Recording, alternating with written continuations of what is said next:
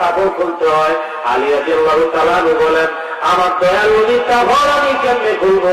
এই জন্য আমি আলী নবীজির কদমে বসে বসে আমি কাঁদতেছি। সুবহানাল্লাহ বলেন না?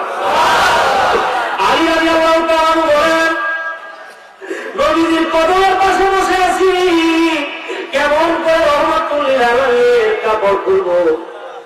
মাইয়তের গোসল তো কাপড় খুলে দিতে হবে, উপরে চাদর টানাইয়া। এখন আলী রাদিয়াল্লাহু তাআলা বলেন, আমার একটু তোমরা এসে গেল।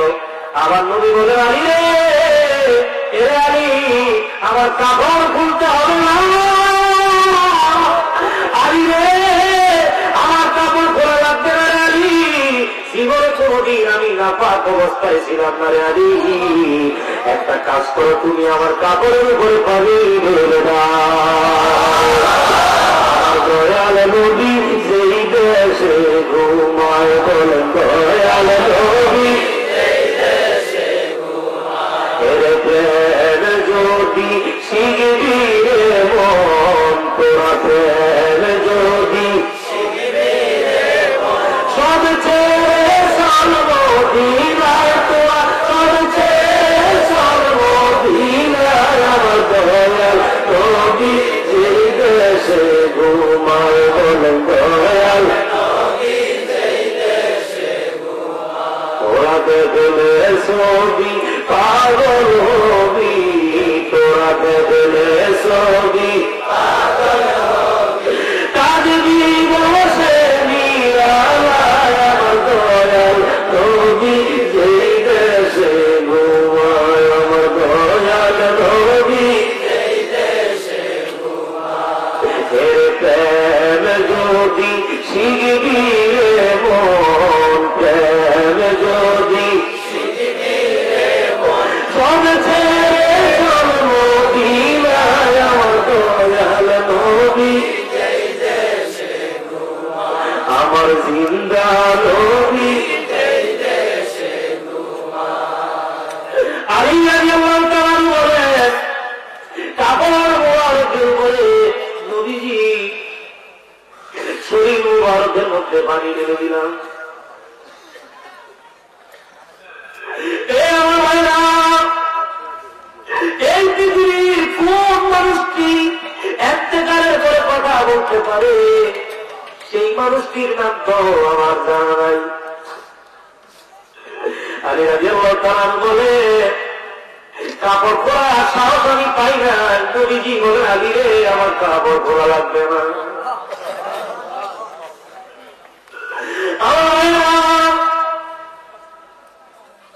সাধারণ মানুষের জানাজা যেইভাবে হয়, আমার নবীর জানাজা ওইভাবে হয় নাই।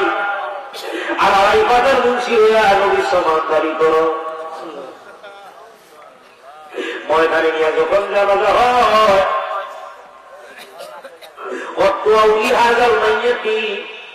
মাইয়ের শব্দ ব্যবহার করা হয় না, হয় না? আর রাসূলের কাজের সামনে মাইয়ের ব্যবহার করা হলো হারাম। নবীর সামনে মাইয়ের ব্যবহার করা কি? নবীর সামনে মাইয়ের বলা কি? নবী জিন্দা। কিভাবে হলো? নবীজিকে হুজরা শরীফে রাখা হলো। নবীর পরিবারের সদস্যরা লাইন দিয়া সালাতু সালাম পড়ে গেল, সালাম জানিয়ে গেল আমার নবীকে। সুবহানাল্লাহ। মসজিদে নববীতে যখন আনা হলো, জলিল কত সাহাবায়ে কেরাম লাইন দিয়া নবীজিকে সালাম জানিয়ে গেল। এরপরে সমস্ত সাহাবায়ে কেরাম মুসলমান ধরে ধরে নবীজিকে সালাম জানিয়ে গেল। আমাদের জানাজা যেইভাবে হয়, রহমাতুল লিল আলামিনের জানাজা পড়বে কে? এই পৃথিবীতে ওই রকম মানুষ আল্লাহ বানায় নাই।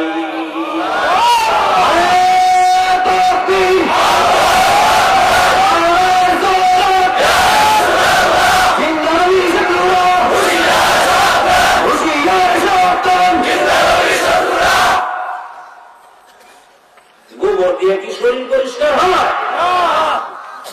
আপনি তো আর ঘুরে ঘুরে আসতে পারেন। আল্লাহ পড়াইছি, ওরা পড়া না।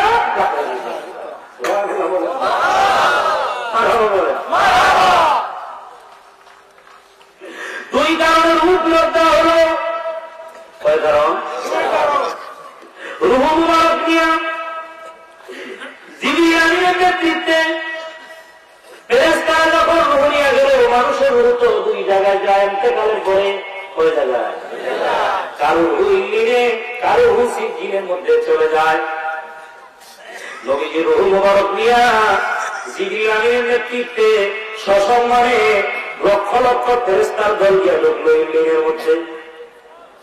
ইল্লিন থেকে আওয়াজ আসতেছে, আল্লাহ আপনার হাবিবকে ইজ্জত দেওয়ার মতো, সম্মান দেওয়ার মতো, পবিত্র রূহ রাখার মতো ইল্লিনে উপযুক্ত জায়গা নাই। আল্লাহ বলে, জিবরিল রে, খুঁজে দেখো আমার বন্ধু রূহ কোন জায়গার মধ্যে মানায়, কোন জায়গার মধ্যে রাখলে আমার বন্ধুর সম্মান হয়। জিবরিল বলে, আল্লাহ আপনার সৃষ্টি জগতের ভিতরে, আপনার সৃষ্টির বাউন্ডারির ভিতরে আপনার হাবিবের নূরের দেহের মতো সুন্দর করে আপনি আর কাউরে বানান নাই, কোনো কিছুই বানান নাই। আপনার হাবিবের দেহের মধ্যে রুহুটা মানায়।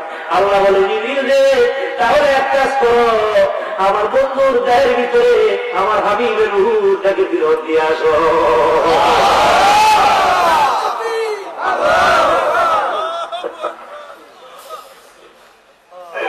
এটা আমার প্রথম কারণ। দ্বিতীয় কারণ হলো,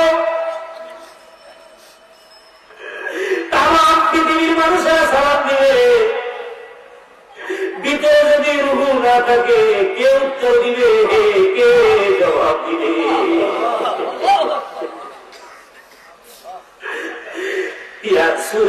আমি বলবো, সালাম দিবে কান্দে, ভিতরে রুহু না থাকলে কে জবাব দিবে?